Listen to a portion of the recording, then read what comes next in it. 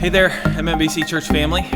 We wanted to post a video this week to give an update with things here at the church. We said we would try to do that as we knew more information, and we know some more information now. We met as a staff last week sometime to discuss reopening the church, what that might look like, to go over some rules and some things like that, and we even had set a date. This was back when the stay-at-home order was still May 28th, I think, or something at that point.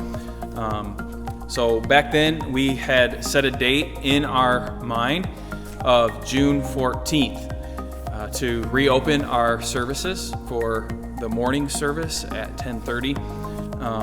The governor then extended the stay-at-home order, but that does not change our plans. And so our plans right now, if God would so grant us to live this long, will be to reopen June 14th, like I said. And so we're looking forward to that day as a staff, as leadership. But I do want to say there will be some things that are different, just because with our atmosphere, because of what is going on, everything that's going on, we want to take things as seriously as we possibly can. And so I want to share with you just some of the things that will be different. Number one is, you'll notice during our service time, we won't have a fellowship time for right now, just with the shaking hands and all of that stuff. We will not be passing an offering plate. We'll have a different system for offering, probably having the plates up front, like we had did the Sunday before we stopped meeting.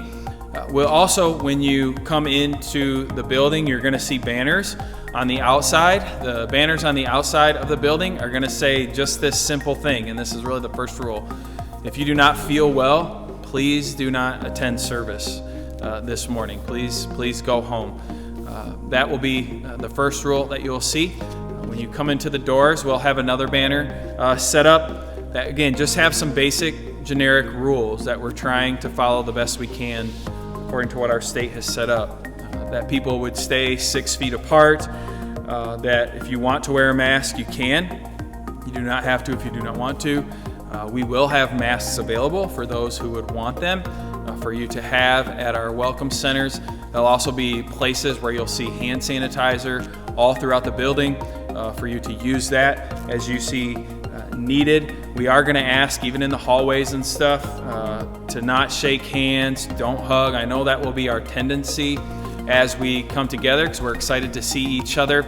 And maybe you've already experienced this. I know I have, where you see someone in the store and they kind of go to shake your hand and you're like, do you care?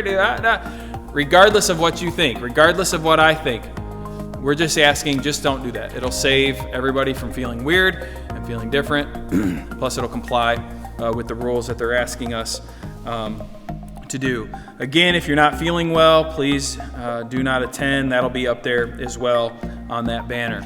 As you approach the sanctuary and get closer, maybe even as you enter the sanctuary, I'm not sure where we'll put the banners in here, but it'll talk about seating. We are going to ask that you sit with your household. So sit with those who are in your household in the pew. We're going to ask you guys to do your best to stay distance. I'm sure we will have some of the pews roped off. Again, that will just be for distance sake. And so please give us grace if your pew has a rope on it, and don't sit there. We do not mean anything by that. We're just going to we're trying to comply the best we can with our civil authority and what they're asking to do while still meeting. And so hopefully be able to do that. I also do want to say, if you feel it unsafe to still meet and to gather together, do not feel bad about that. Please stay home. We are going to do our best to still get videos out weekly, so that you're not falling behind or anything from what we'll be doing here in the services. We'll be putting videos out to keep you up to date with the life of the church. Because again, at this point, the only thing that's going to be happening at the church is that morning worship service at 10:30. We're still not going to have evening worship. We're still not going to do things on Wednesdays. Still no Sunday school. We're not going to have nursery at this point, or our children's church.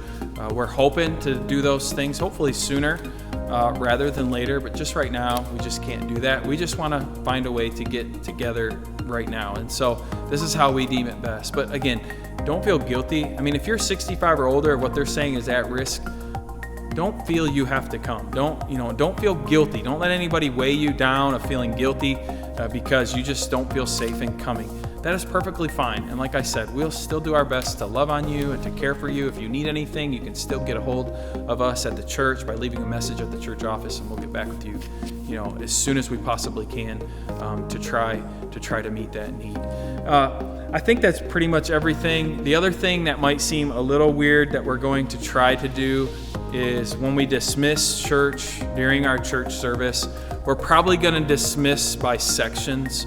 Similar to what you might see at a wedding where they would dismiss by rows. We're not going to do by rows, but we'll probably do by sections. Again, just so it's not a big mass of people going out at the same time. And just try not to congregate and hang around and talking. Again, I know we're happy to see each other, but we're just going to try to come and worship together as the assembled church and then go. I don't know what this means. I know we can't get in trouble for this as a church, but it doesn't mean that people in our community might be unhappy about it. We might get some backlash or whatever. That's okay. We feel at this time it's important that we get together, and we will handle that the best lovingly way we know how, with as much grace as possible. And so those are the things that you're going to see. You'll still be able to use the restrooms. We'll have people ready to clean. We'll have people at the doors holding the doors open so that you don't have to touch the doors. Again, we're going to try to do everything that we possibly can. We can't do everything. The fact of the matter is, no matter how many precautions you put up, no matter how safe you try to be in your life, we live in a world with sin. And because of sin, there's death, there's illness, there's injuries, there's accidents, there's all sorts of stuff. And so we're just praying as a staff and as leadership that what we're trying to do is the best, most common sense thing we can do to try to keep everybody safe during this COVID-19 pandemic while still meeting. If you have any further questions, you can email us at the church. You can get our emails at the church, or you can call the church office, like I said, and you'll have to leave a voicemail, and we'll try to answer any questions. But if you don't have any, I really do look forward to seeing all of you again on June 14th, Sunday, June 14th at 10:30 when we finally get to be back together. And I expect it to be a joyous, happy occasion. And I'm looking forward to what the Lord is going to do in our midst. So, church family, God bless. I can't wait to see you face to face.